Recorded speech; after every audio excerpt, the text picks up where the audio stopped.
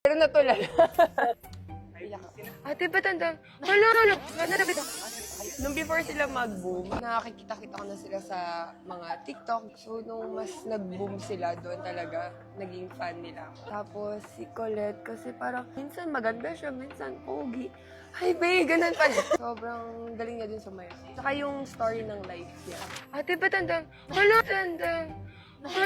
babe! Dapat pala na sinurprise po kayo. May dala po akong tissue. Ano Si pa? Colette. Ay, sorry po, Ivy. Ivy.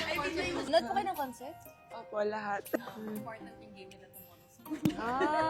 Kaya mo yan. Ate, baka... Hindi na. Kami pa yun. Ang tangkad. Una lang din po ako. Thank you po. Thank you po.